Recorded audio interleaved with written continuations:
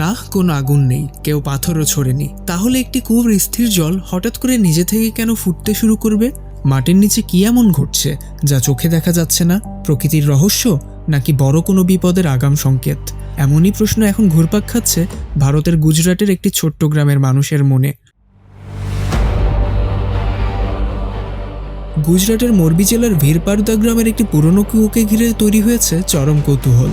দুদিন আগে প্রথমবার গ্রামবাসীরা লক্ষ্য করেন কোনো দৃশ্যমান কারণ ছাড়াই কুয়োর স্থির জল হঠাৎ করে প্রবলভাবে ঢেউ খেলতে শুরু করেছে। কিছুক্ষণ পর আবার সবকিছু স্বাভাবিক হয়ে যায়, কিন্তু রহস্য সেখানেই শেষ হয়নি। গত কয়েকদিন আগে বিকেল প্রায় ৩টার দিকে আবারও একই ঘটনা ঘটে। কুয়োর পানি যেন নিচ থেকে কেউ নাড়া দিচ্ছে, এমনভাবে টকবক করে নড়তে থাকে পানি। খবর ছড়িয়ে পড়তেই আশেপাশের এলাকা থেকে শত শত মানুষ ছুটে আসেন সেই দৃশ্য দেখতে। কেউ এটিকে অলৌকিক ঘটনা বলছেন, আবার কেউ আশঙ্কা করছেন এটি হয়তো বড় কোনো প্রাকৃতিক দুর্যোগের পূর্বাভাস। তাহলে কি সত্যিই ভয় পাওয়ার কারণ আছে? বিশেষজ্ঞদের মতে এমন ঘটনার পেছনে ভূতাত্ত্বিক কারণ থাকতে পারে।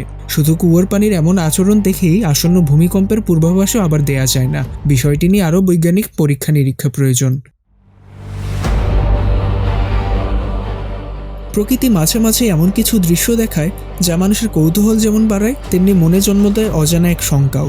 গুজরাটের এই রহস্যময় কুয়ো এখন ঠিক তেমনই এক আলোচনার কেন্দ্রবিন্দু।